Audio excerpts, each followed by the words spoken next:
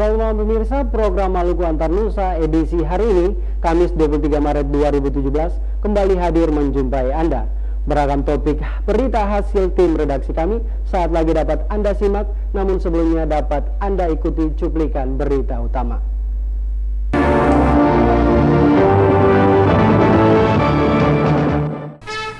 Gabungan Aliansi Pemuda Bupolo melakukan aksi demonstrasi menuntut pemulihan nama baik. Masih terdapat penambang yang melakukan aktivitas di Gunung Botak. Dualisme kepala dinas berdampak terhadap berhentinya pengurusan administrasi kependudukan di SBB.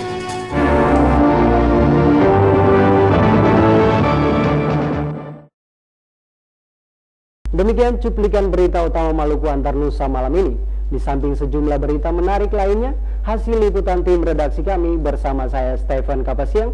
Berikut kita ikuti berita Maluku Antar Nusa selengkapnya.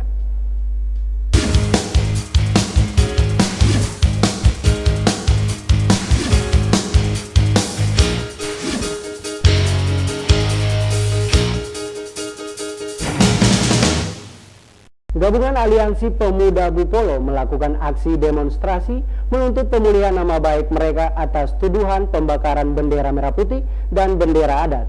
Mereka juga menuntut oknum yang mengeluarkan pernyataan itu ditangkap dan diserahkan ke pengadilan.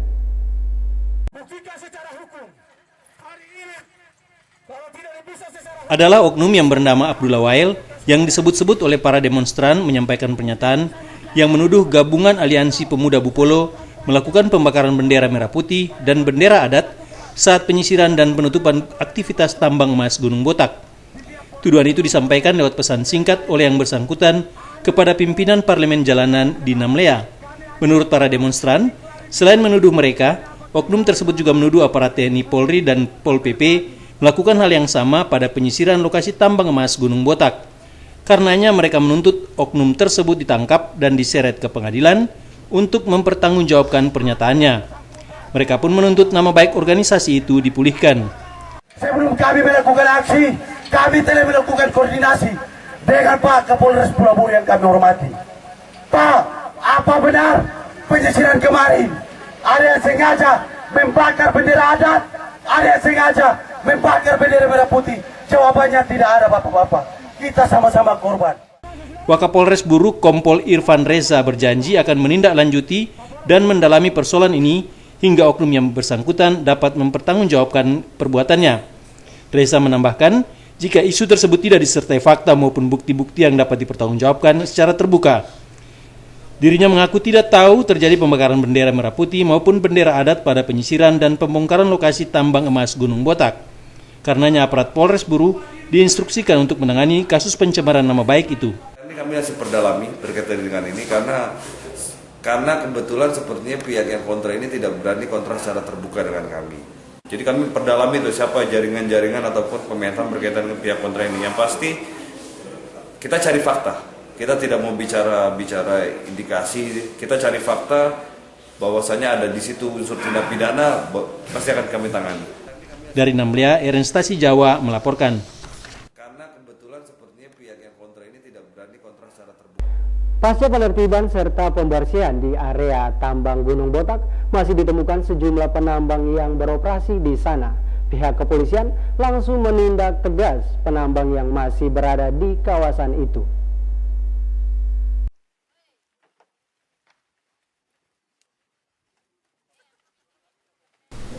Walaupun telah ditertibkan, masih saja ada penambang yang bandel dan tetap menambang di Gunung Botak.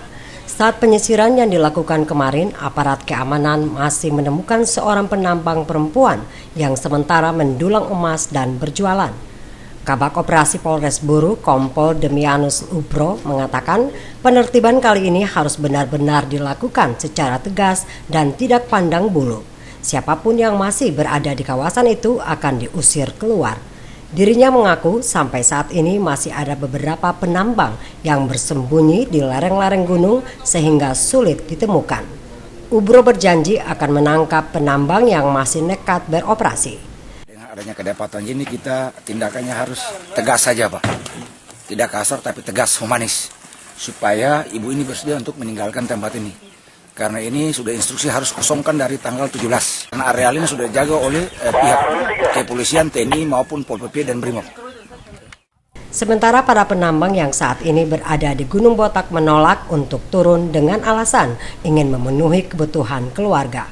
Salah seorang penambang wanita, Yuliana Seleki, meminta agar pemerintah secepatnya melakukan penataan. Dengannya, mereka dapat menafkahi kelangsungan kebutuhan rumah tangga mereka.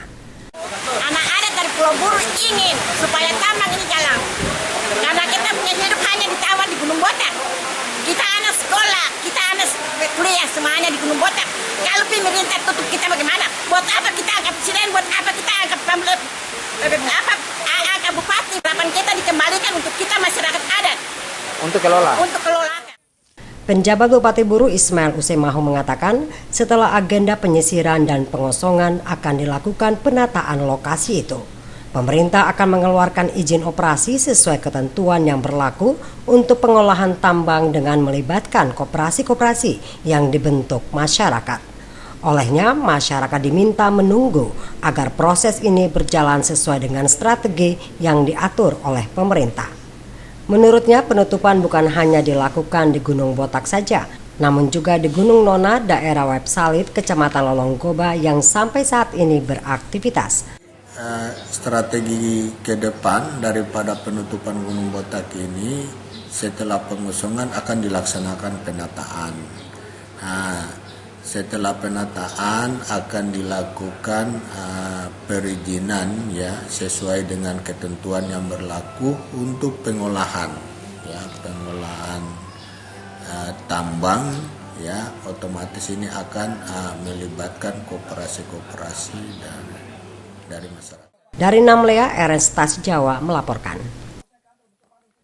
Diduga akibat dualisme, Kepala Dinas Pengurusan Administrasi Kependudukan di Kabupaten Seram bagian Barat dihentikan sementara oleh Kementerian Dalam Negeri.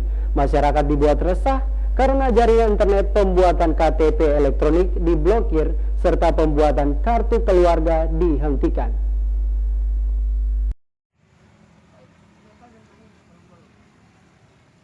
Sekitar 1 bulan terakhir, kegiatan di kantor Dinas Kependudukan dan Pencatatan Sipil Kabupaten Seram bagian Barat terhenti.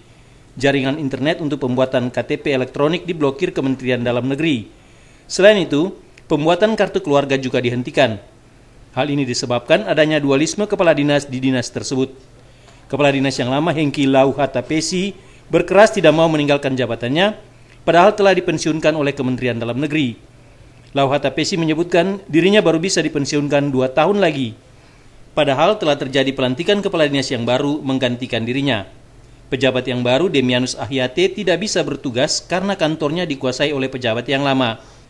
Sesuai ketentuan, pejabat yang lama tidak bisa lagi menandatangani surat-surat, termasuk kartu keluarga dan beberapa dokumen kependudukan lainnya. Para pegawai di kantor Dinas Kependudukan dan Pencatatan Sipil Seram bagian Barat juga tidak bisa berbuat apa-apa. Masyarakat yang datang ke kantor untuk mengurus keperluan mereka terpaksa kembali dengan tangan hampa dan tidak terlayani. Karenanya, mereka meminta penjabat Bupati Seram bagian Barat untuk segera menuntaskan persoalan itu agar pelayanan kepada masyarakat tidak terganggu. Kemarin, Hengki Lauhatapesi, Kepala Dinas Kependudukan dan Pencatatan Sipil yang lama, telah dipanggil penjabat Bupati untuk menyelesaikan persoalannya. Yang bersangkutan pun telah dipanggil ke DPRD Seram bagian Barat untuk tujuan yang sama. Dari Piru Seram bagian Barat, Wahid Hukul melaporkan.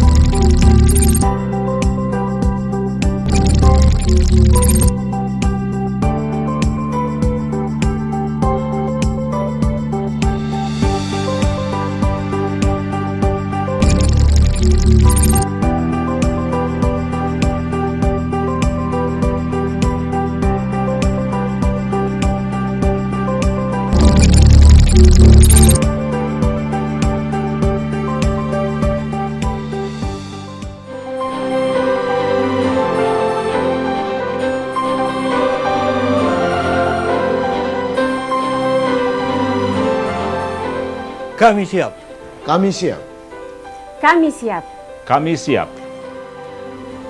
Kami siap. Kami siap. Melalui momentum HUT ke-24 TVRI Maluku, kami tingkatkan pelayanan kepada masyarakat Maluku dengan meningkatkan penyiaran melalui saluran digital 8-10 jam per hari. Siaran digital merupakan pengembangan dari siaran live streaming yang sudah dilakukan sejak Oktober 2016 yang lalu. Live streaming merupakan solusi terbaik untuk memberikan pelayanan kepada masyarakat Maluku yang berada di belahan dunia manapun. Karena dengan kemajuan teknologi informasi sekarang memungkinkan dunia dalam genggaman.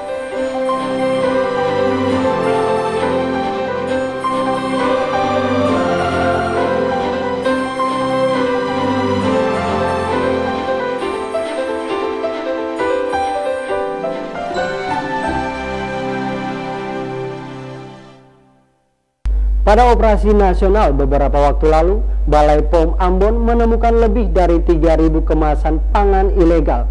Ribuan kemasan ini dinyatakan ilegal karena tidak memiliki izin edar atau memiliki izin fiktif. Pada kegiatan operasi nasional Opson yang dilakukan Balai Pengawasan Obat dan Makanan Ambon beberapa waktu lalu, ditemukan sebanyak 3.583 kemasan dari 94 jenis pangan ilegal.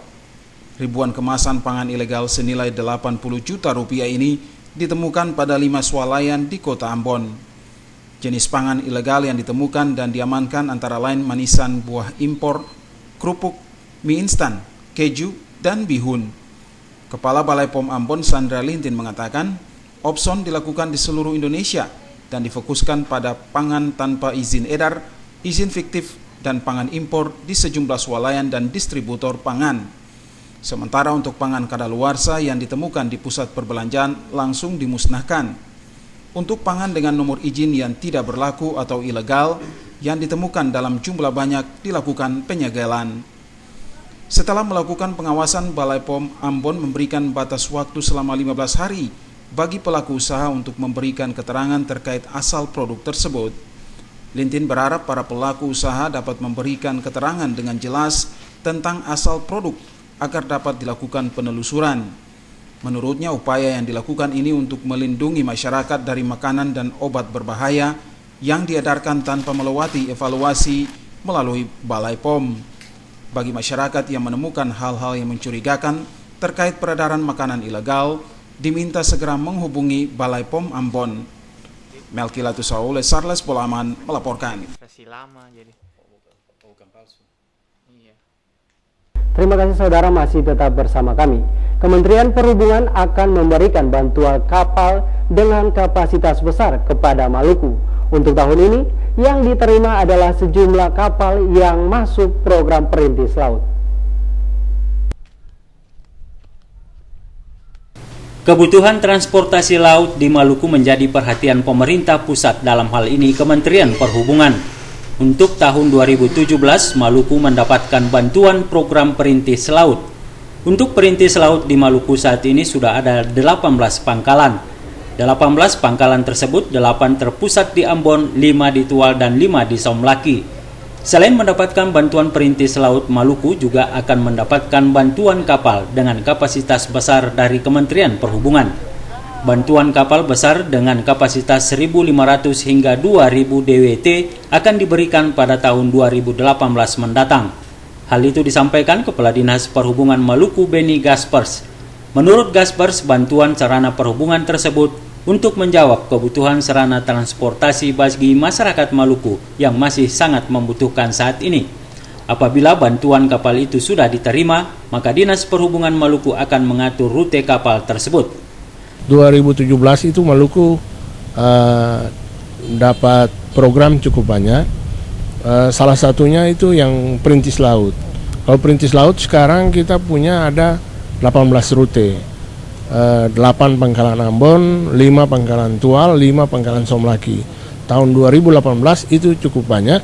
Begitu juga dengan kapal 2000 DWT dan 1200. Ada bantuan yang baru juga, kami belum dibahas, tetapi sudah diinformasikan bahwa 2018 itu kita dapat kapal 2000 DWT maupun 1200, sehingga mungkin sekitar tambah 10 gitu. Tapi belum tahu saya ya, nanti kita bahas dulu baru kita tahu kira-kira berapa rute, begitu juga dengan rute-rutenya yang akan ditambah. Sesuai informasi dari Kementerian Perhubungan, bantuan kapal untuk Maluku secara keseluruhan dengan kapasitas 1.500 hingga 2.000 DWT pada tahun 2018 mendatang sebanyak 10 buah. Kapal tersebut selanjutnya akan dioperasikan untuk memenuhi kebutuhan transportasi laut bagi masyarakat Maluku secara keseluruhan. Frida Raiman Hamzah melaporkan.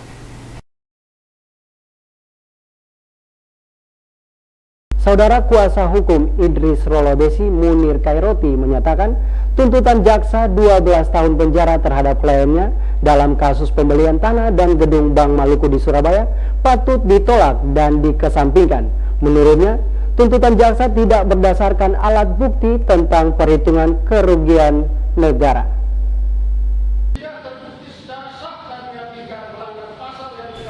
Pengadilan Tindak Pidana Korupsi Ambon kembali menyidangkan terdakwa Idris Rolobesi Rabu sore dengan agenda pembelaan. Sidang itu telah tertunda sebanyak 2 kali. Dalam nota pembelaannya, kuasa hukum terdakwa Idris Rolobesi Munir Khairoti menyatakan tuntutan jaksa 12 tahun penjara dan denda 3 miliar rupiah serta membayar uang pengganti senilai 100 juta rupiah harus ditolak dan dikesampingkan oleh majelis hakim. Menurutnya, dalam fakta sidang, pembelian tanah dan gedung Bank Maluku di Surabaya tidak menimbulkan kerugian negara. Khairoti menyebutkan jaksa penuntut umum tidak profesional dalam menyusun tuntutan. Hal itu dikarenakan dalam fakta sidang dan alat bukti, pembelian tanah dan gedung Bank Maluku di Surabaya senilai 54 miliar rupiah sudah diterima utuh pemilik lahan. Selain itu, pengiriman uang tidak dilakukan oleh terdakwa, melainkan pegawai bank lainnya. Olehnya, terdakwa Idris Rolobesi harus dibebaskan dari tuntutan jaksa. Tim kuasa hukum menyebutkan penyelidikan dan penyidikan terhadap kliennya syarat kepentingan. Ketidakprofesionalan jaksa terlihat dalam kasus yang menyeret mantan direktur umum tersebut. Karenanya mereka meminta terdakwa dibebaskan dari tuntutan jaksa serta dipulihkan nama baiknya. Sidang akan dilanjutkan hari ini dengan agenda replik dari jaksa penuntut umum. Panile Tahid melaporkan. Saudara, kerangka jenazah almarhum Alexander Yakopati hari ini dimakamkan di Taman Makam Pahlawan KPHH Ambon. Almarhum Alexander Yakopati adalah pahlawan perintis kemerdekaan asal Maluku yang ikut berjuang bersama Soekarno merebut kemerdekaan. Setelah kerangka jenazah almarhum Alexander Yakopati, pahlawan perintis kemerdekaan asal Maluku diangkat dari Taman Makam Pandu, Bandung kemarin, hari ini kerangka jenazah almarhum tiba di Ambon dan dimakamkan kembali di Taman Makam Pahlawan KPHH Ambon. Prosesi pemakaman kerangka jenazah almarhum dilakukan dalam upacara di Taman Makam Pahlawan KPHH pagi tadi. Bertindak selaku Inspektur Upacara Wakil Gubernur Maluku Seth Sahuburua.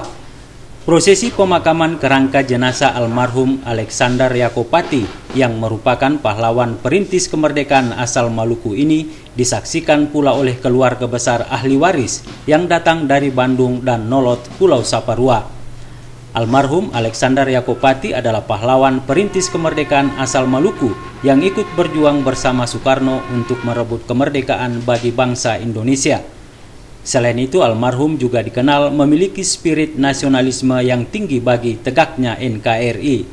Wakil Gubernur Maluku Seth Sahuburua mengatakan, sebagai bentuk penghormatan atas jasa-jasanya bagi bangsa ini dan Maluku, pemerintah provinsi bersama Dinas Sosial Maluku berinisiatif untuk mengangkat kerangka jenazah almarhum dari Bandung dan dimakamkan kembali di Taman Makam Pahlawan KPHH Ambon.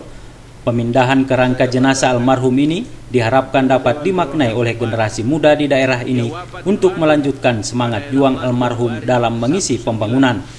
Kita tahu Alexander Yakupati adalah salah seorang pejuang kemerdekaan Republik Indonesia.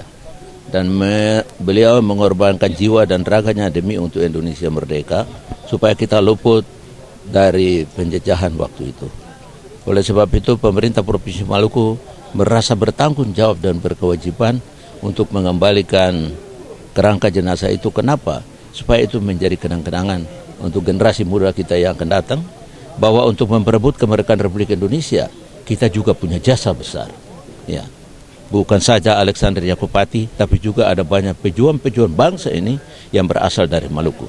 Oleh sebab itu, dalam rangka pembangunan ke depan, Maluku juga harus diperhitungkan sebagai satu kekuatan bangsa ini untuk membangun bangsa Indonesia secara menyeluruh. Karena mereka juga berjuang untuk kemerdekaan bangsa ini. Seusai prosesi pemakaman kerangka jenazah almarhum Alexander Yakupati di Taman Makam Pahlawan Kapahaha, Wakil Gubernur Maluku turut menyerahkan bendera merah putih dan foto almarhum kepada keluarga ahli waris. Penyerahan bendera dan foto almarhum ini diterima oleh keluarga ahli waris yang datang dari Bandung. Frida Raiman Hamzah melaporkan. Saudara keluarga almarhum Alexander Yakupati merasa sedih karena selama 66 tahun pemerintah tidak pernah memperhatikan keluarga para pahlawan. Padahal almarhum Alexander Yakupati telah ikut berjuang bersama Soekarno mempersembahkan kemerdekaan bagi bangsa ini. Kemerdekaan yang diraih bangsa Indonesia saat ini merupakan hasil perjuangan para pahlawan yang telah gugur melawan penjajah demi tegaknya negara kesatuan Republik Indonesia. Salah satunya adalah almarhum Alexander Yakupati asal Maluku. Atas perjuangan bersama Soekarno kala itu, kemerdekaan bisa diraih dan dinikmati bangsa Indonesia hingga kini. Namun perjuangan para pahlawan bangsa tersebut terkadang kurang diperhatikan oleh pemerintah. Hal itu diakui ahli waris keluarga Alexander Yakupati, Nyonya Kruli Pati. Nyonya Kruli datang dari Bandung menghadiri prosesi pemakaman kerangka jenazah almarhum di Taman Makam Pahlawan Kapahaha Kamis pagi. Menurut Kruli, langkah pemerintah Provinsi Maluku memindahkan kerangka jenazah almarhum ke Maluku telah mengangkat kehormatan keluarga almarhum yang selama ini terlupakan. Pihak keluarga berharap pemerintah Provinsi Maluku dapat memperhatikan keluarga almarhum lewat program pemberdayaan bagi mereka. Karena pemerintah sudah begitu besar membantu kami di dalam mengangkat derajat daripada almarhum Bapak, ya tidak ada lain, kami mohon juga diperhatikan anak-anak daripada perintis kemerdekaan yang selama ini boleh katakan sejak Papa ditangkap kembali oleh Belanda sejak tahun 48, itu boleh katakan kami sangat menderita karena jarang bertemu dengan Papa. Papa berjuang terus dan kami harapkan pemerintah dapat memberikan bantuan kepada kami dalam meningkatkan kesejahteraan hidup kami. Selain meminta perhatian pemerintah Provinsi Maluku, keluarga ahli waris almarhum juga meminta pemerintah pusat menetapkan almarhum Alexander Yakupati sebagai pahlawan nasional. Hal itu sangat beralasan karena almarhum telah banyak berjasa bagi tegaknya NKRI. Barangkali apa yang disampaikan oleh anak daripada almarhum Alexander Yakupati, dan pada saat ini saya sebagai ahli waris yang memang Bapak almarhum ini asal dari Nolot, kami hanya satu permintaan untuk Pemda Maluku. Kalau bisa, almarhum Alexander Yakupati ini akan diusulkan sebagai pahlawan nasional. Itu saja yang kita minta. Terima kasih. Frida Raiman Hamzah melaporkan.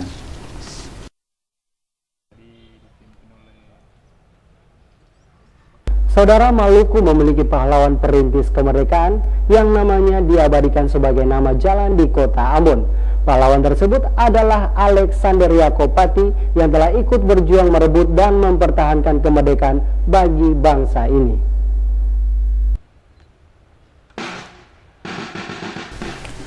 Maluku memiliki sejumlah pahlawan yang berjuang merebut kemerdekaan bagi negeri ini. Salah satunya adalah Alexander Yaakob Pati. Alexander Yaakob Pati lahir di Nolot, Saparua pada tanggal 12 Desember 1989. Semasa hidupnya, Alexander Yaakob Pati ikut berjuang bersama Soekarno untuk menghantarkan bangsa Indonesia mencapai kemerdekaan pada tahun 1945.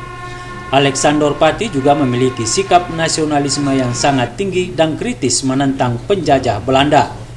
Akibat sikap kritis tersebut, Alexander Yaakob Pati sempat diasingkan ke sejumlah daerah di Indonesia, di antaranya di Makassar, Bengkulu, dan Papua. Alexander Yaakob Pati wafat di Bandung pada tanggal 16 Januari 1953. Kendati pahlawan perintis kemerdekaan asal Maluku itu telah tiada, namun namanya kini terus diingat oleh masyarakat Maluku. Hal itu terbukti lewat pemakaian nama Aipati pada salah satu jalan utama di kota Ambon saat ini. Nama tersebut akan terus dikenang oleh masyarakat Maluku sebagai wujud penghormatan atas jasa-jasanya menghadirkan kemerdekaan bagi bangsa Indonesia. Selain nama Alexander Yaakob Pati, ada sejumlah nama pahlawan Maluku yang juga diabadikan sebagai jalan utama di kota Ambon. Sebut saja Sultan Babula, Sultan Herun, Dr. Sitanala, Antoni Rebok, Patimura, dan A.M. Sangaji. Frida Raiman Hamzah melaporkan.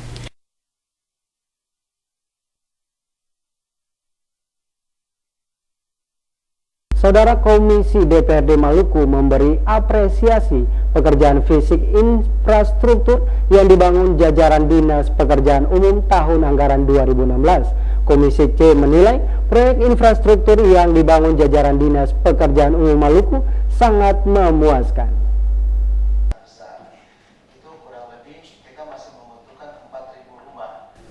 Hasil pengawasan yang dilakukan Komisi C DPRD Maluku pada 6 kabupaten kota di Maluku terhadap proyek infrastruktur tahun 2017 memberi hasil yang relatif baik.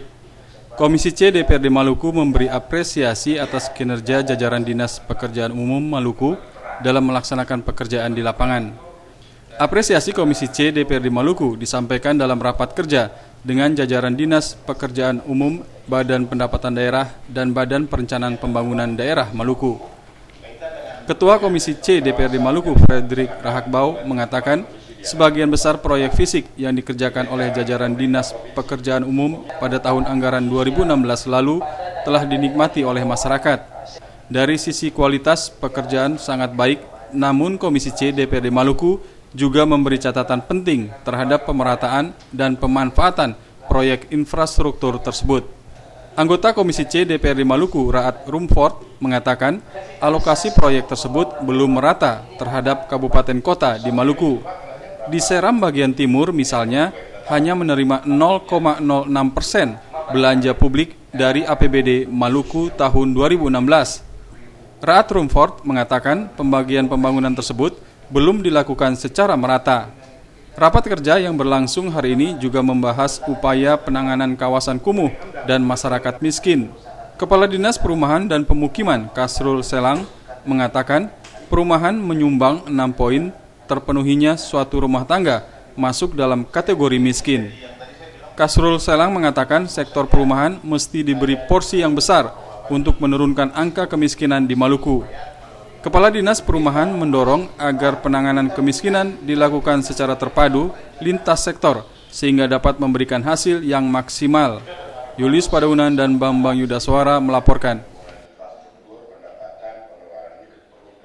Pemerintah Provinsi Maluku menilai pelajar merupakan unsur masyarakat yang mempunyai peran penting dalam optimalisasi aksi hak asasi manusia, dikarenakan pelajar sebagai penentu masa depan bangsa senantiasa diperhadapkan dengan berbagai kebutuhan aktual akan hak-hak dasar.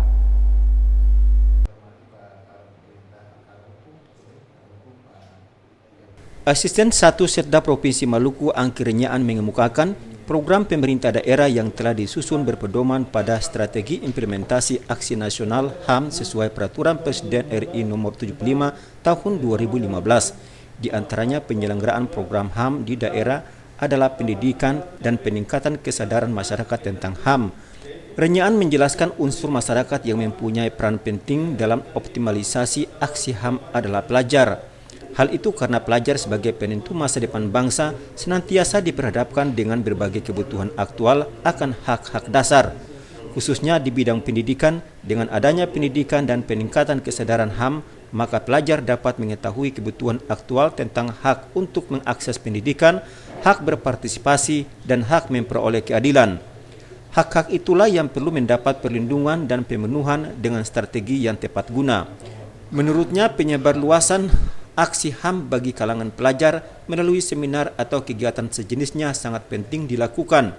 Diharapkan dengan seminar itu, para pelajar mendapat bekal yang memadai dalam mengimplementasi aksi HAM secara efektif, efisien, baik pada lingkungan pendidikan maupun masyarakat. Didasari pemikiran itulah, pemerintah daerah Provinsi Maluku melalui Biro Hukum dan HAM menginisiasi pelaksanaan seminar aksi nasional HAM bagi kalangan pelajar.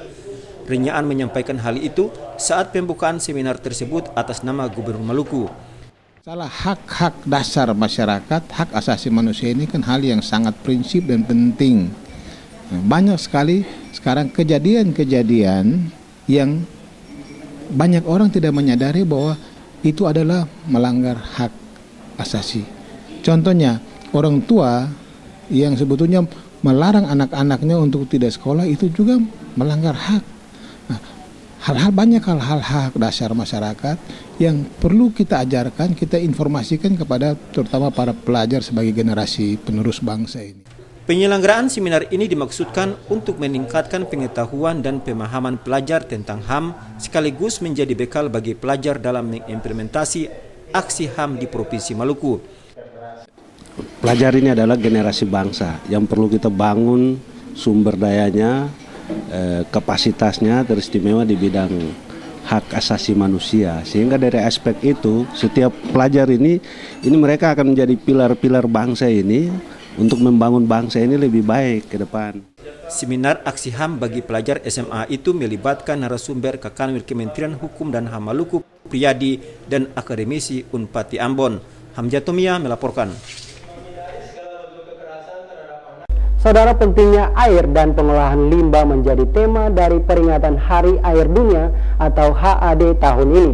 Dinas Pekerjaan Umum Provinsi Maluku menyambutnya dengan berbagai kegiatan antara lain edukasi kali bersih, susur sungai, dan aksi penanaman pohon.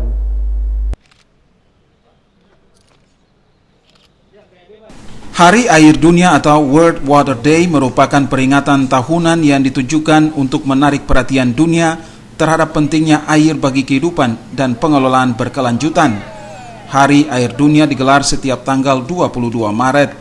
Awal peringatan Hari Air Dunia bertolak dari resolusi PBB tahun 1993 yang menetapkan pelaksanaan peringatan Hari Air Dunia setiap 22 Maret. Tahun ini masyarakat dunia merayakan peringatan Hari Air Dunia yang ke-25 tahun. Peringatan Hari Air Dunia 2017 menyoroti tema air dan air limbah. Terkait tema tersebut, Dinas Pekerjaan Umum Provinsi Maluku menggelar berbagai kegiatan, antara lain sosialisasi atau edukasi kali bersih untuk usia dini, susur dan bersih sungai, penanaman pohon, serta pembagian stiker. Hal ini dilakukan guna penyelamatan terhadap lingkungan dan ketersediaan air. Pada sosialisasi yang dilakukan di salah satu sekolah di Kota Ambon, Rabu pagi, Kepala Dinas Pekerjaan Umum Provinsi Maluku Ismail Usemahu mengatakan sosialisasi ini penting untuk memberikan edukasi bagi generasi penerus tentang pentingnya air, pengolahan limbah, serta pemeliharaan lingkungan demi menjaga kelestarian air. Kita di Dinas Pekerjaan Umum maupun Balai Wilayah Sungai melakukan serangkaian kegiatan ya, di antaranya sosialisasi ke sekolah-sekolah ya yang kita laksanakan saat ini. Nah, ini supaya kita memberikan edukasi kepada generasi penerus tentang bagaimana pentingnya air ya, pentingnya pengelolaan limbah dan menjaga lingkungan ya, sehingga air kita ini bisa terjaga ya. Kita tahu kondisi kita punya sungai di Kota Ambon, terutama sungai-sungai yang membelah kota ya, ada 5 yaitu Wai Ruhu, kemudian Wai Batu Merah, kemudian Waitomo, Pohon dan Batu Gantong. Kita lihat itu masyarakat membuang limbah ya, pada sungai-sungai tersebut, dan sungai itu mengalir ke laut. Nah, ini yang perlu kita sosialisasi ke masyarakat supaya limbah-limbah tersebut jangan dibuang langsung ke sungai. Di Kota Ambon terdapat 5 sungai besar yang membelah kota ini. Masyarakat berkewajiban menjaga sungai-sungai ini tetap bersih dari ancaman limbah. Jika sumber air tercemar, maka akan terjadi penurunan kualitas air dan kerusakan lingkungan. Ismail Semahu mengatakan kualitas maupun kuantitas air, khusus air permukaan di Kota Ambon semakin menipis. Untuk itu dalam pelaksanaan pembangunan, mesti memperhatikan lingkungan, utamanya kawasan-kawasan tangkapan air yang terletak dekat sungai. Melkilatus Aule, Sarles Belaman melaporkan.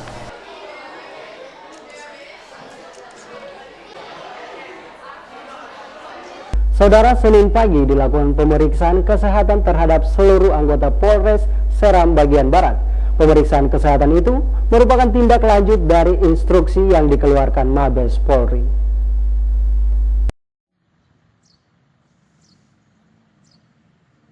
Instruksi Mabes Polri terkait pemeriksaan kesehatan terhadap seluruh anggota kepolisian ditindaklanjuti Polda Maluku.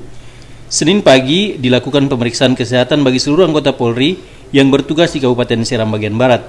Pemeriksaan kesehatan itu terdiri dari beberapa bagian antara lain jantung, gigi, dan paru-paru. Selain di Polres Seram bagian Barat, pemeriksaan kesehatan itu akan dilakukan di seluruh Polres di Maluku. Salah seorang dokter yang bertugas pada pemeriksaan tersebut menjelaskan, pemeriksaan kesehatan dilakukan secara berkala setahun sekali. Untuk tahun ini kita utamakan di SBB untuk Kepulauan Seram ya, Kepulauan Seram dan Namlea. Kita inginkan semua anggota kepolisian ikut serta karena program seperti ini jarang sekali diadakan hanya setahun sekali. Kita manfaatkan semaksimal mungkin untuk bisa mengetahui bagaimana kesehatan kita sebagai tolok ukur untuk tahun ke tahun biar kita tahu apakah kita cukup sehat atau tidak. Hal ini dimaksudkan agar kesehatan anggota Polri di mana saja dapat terpantau. Pemeriksaan kesehatan itu rencananya akan berlangsung hingga Sabtu nanti. Dari Piru Seram bagian Barat, Wahid Hukul melaporkan. Saudara, DPC Gerakan Nasional Anti Narkoba Granat Kota Ambon periode 2017-2022 hari ini dilantik. Diharapkan pengurusan yang dijalankan selama 5 tahun ke depan berfokus untuk mengawal dan mencegah teradarnya narkoba di daerah ini.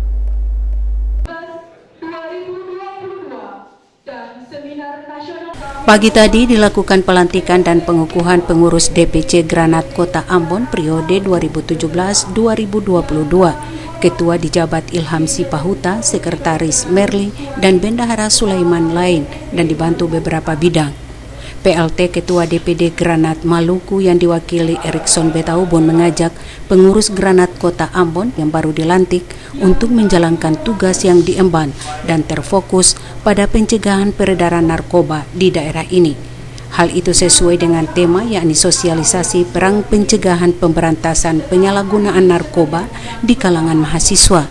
Perwakilan DPP Granat Maluku dengan bangga mengaku bahwa pengurus Granat Kota Ambon periode 5 tahun mendatang memiliki komitmen tinggi untuk memberantas penyalahgunaan narkotika di daerah ini.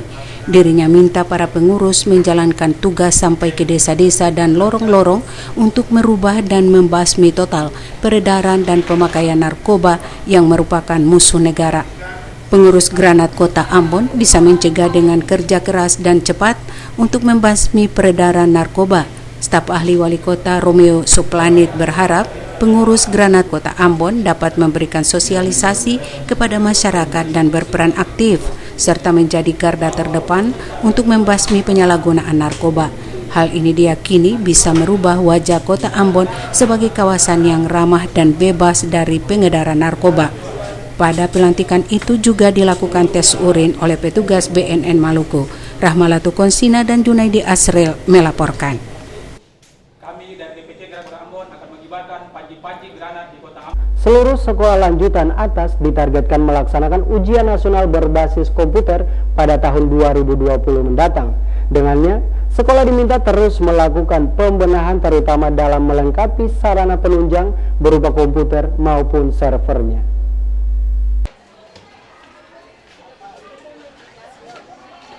Jumlah sekolah penyelenggara ujian nasional berbasis komputer di Maluku terus mengalami peningkatan. Tahun lalu ada 18 sekolah di Maluku yang melaksanakan ujian nasional berbasis komputer. Sementara tahun ini jumlah itu terus bertambah hingga 81 sekolah. Kepala Bidang Pendidikan SMA Yunus Kesiulia mengatakan, tahun 2020 mendatang seluruh sekolah menengah diharuskan mengikuti ujian nasional berbasis komputer. Dengannya sekolah harus terus berbenah terutama menyiapkan sarana penunjang berupa komputer. Bila belum dapat sebagai penyelenggara, siswa akan diarahkan untuk mengikuti ujian nasional berbasis komputer dengan menggunakan sistem pinjam pakai. Semua sekolah sudah melakukan UNBK. Jadi memang pihak sekolah maupun orang tua memang belum memahami secara utuh. Kenapa? Yang penting pihak sekolah dan orang tua lewat komite menyanggupi dulu. Menyanggupi bahwa sekolah ini mau laksanakan UNBK. Nanti pemerintah akan atur. Dinas Pendidikan Provinsi akan atur, khususnya untuk SMA SMK. Akan atur, umpamanya peralatan tidak cukup, nanti ada sekolah penyelenggaranya. Jadi UNBK ini ada dua versi, Pak. Ada sekolah penyelenggara ujian, ada sekolah numpan. Sekolah numpan artinya, kalau ada sekolah tidak punya alat, dia pakai sekolah lain punya alat. Apalagi waktu pelaksanaan ujian itu kan waktunya berbeda. SMP waktunya berbeda, SMA waktunya berbeda, SMK waktunya berbeda. Jadi bisa tukar pakai alat. Target Dinas Pendidikan dan Kebudayaan Maluku itu guna menjawab keinginan Kementerian Pendidikan yang telah memberi ruang kepada daerah untuk melaksanakan ujian nasional berbasis komputer di satuan pendidikan masing-masing. Otis Kotadini melaporkan. SMA-SMK di seluruh Indonesia dialihkan dari Kota Ambon. 95 peserta ujian nasional kesetaraan paket C mengikuti ujian nasional berbasis komputer. Peserta paket C yang ikut ujian nasional berbasis komputer itu seluruhnya berada di Kota Ambon. Anak-anak yang saya cintai. Halo. 913 peserta didik yang tersebar di 5 kabupaten kota di Maluku akan ikut ujian nasional kesetaraan paket C tahun ini. Di Kota Ambon terdapat 425 peserta paket C yang ikut ujian nasional. Dari jumlah itu, 95 orang ikut ujian nasional dengan berbasis komputer. Ketua Panitia Ujian Nasional Maluku Yunus Kesiulia mengatakan 95 peserta didik yang akan mengikuti ujian nasional berbasis komputer itu semuanya berada di Kota Ambon. Nantinya mereka mengikuti ujian nasional di SMK Negeri 1 dan SMP Negeri 6 Ambon. Untuk pelaksanaan UNBK paket C, memang kita ada kerjasama dengan beberapa SMK atau SMP di Kota Ambon untuk tempat penyelenggara UNBK paket C. Jadi untuk Kota Ambon kita pakai untuk SMK Negeri 1 Ambon dan SMP Negeri 6 Ambon sebagai penyelenggara UNBK untuk paket C yang jumlahnya 95 siswa. Menurut Kesiulia, penetapan Kota Ambon untuk melaksanakan ujian nasional kesetaraan paket C dengan sistem komputer telah disetujui pemerintah pusat. Tahun ini 2 PKBM di Kota Ambon yang telah ditetapkan untuk melaksanakan ujian nasional kesetaraan paket C secara komputer, diantaranya PKBM KDU Dewa. Nantinya ujian nasional kesetaraan paket C secara komputer akan diberlakukan bagi semua peserta ujian. Otis Kotadini melaporkan.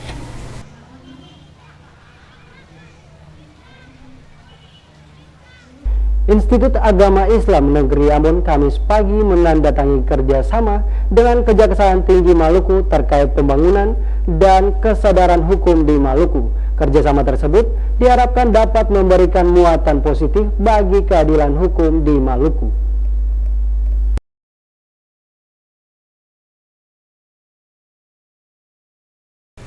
Untuk mewujudkan keadilan hukum di Maluku secara profesional dan terintegrasi, Institut Agama Islam Negeri IAIN Ambon melakukan kerjasama dengan berbagai pihak, salah satunya dengan Kejaksaan Tinggi Maluku. Kerjasama tersebut bertujuan untuk mencari solusi terkait dengan berbagai persoalan hukum di Maluku.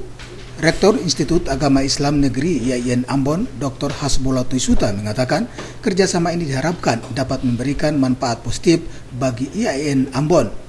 Selain itu diharapkan dapat memotivasi mahasiswa dan para dosen tentang kesadaran membangun hukum yang bermartabat dan sejalan dengan kaidah dan norma hukum. Ya, sama dengan pihak kejaksaan ini banyak aspek yang kita lihat. Pertama, di sini kita punya Fakultas Syariah dan Ekonomi Islam, di mana fokus kajiannya adalah bidang hukum, pembinaan hukum dan sebagainya. Intinya adalah bagaimana bekerja sama dalam rangka pengembangan kesadaran hukum, mengawasi pelaksanaan pembangunan itu sendiri di kampus dan sebagainya. Iya, diarahkan pembinaan hukum kepada mahasiswa maupun aparat kita di kepegawaian ini, dan mungkin sebagai partner kerja dalam mendorong meminimalisir kemungkinan hal-hal yang berbeda atau bertentangan dengan masalah-masalah hukum. Kepala Kejaksaan Tinggi Maluku Manumpak Pane mengatakan, kerjasama yang dibangun kedua lembaga ini diharapkan dapat membawa dampak positif dan memotivasi para dosen serta mahasiswa akan pentingnya membangun kesadaran hukum di Maluku yang sejalan dengan etika dan martabat bangsa. Salah satunya pencegahan dan pemberantasan korupsi. Kehadiran kita itu di samping berteori hukum, kita bisa menyampaikan praktek yang terjadi di lapangan. Antara teori dan praktek bisa kita padu, sehingga kita sebagai narasumber mungkin sangat diperlukan oleh mahasiswa. Penguatannya sementara ini saya akan mengawal pelaksanaan seumpama pembangunan dilakukan di sini sehingga tepat sasaran dan dilakukan secara baik. Kerjasama tersebut dirangkai dengan kuliah umum yang disampaikan Kepala Kejaksaan Tinggi Maluku dengan materi upaya membangun kesadaran hukum di Maluku dan menjadikan hukum sebagai panglima. Abu Sawawa, UNGA melaporkan.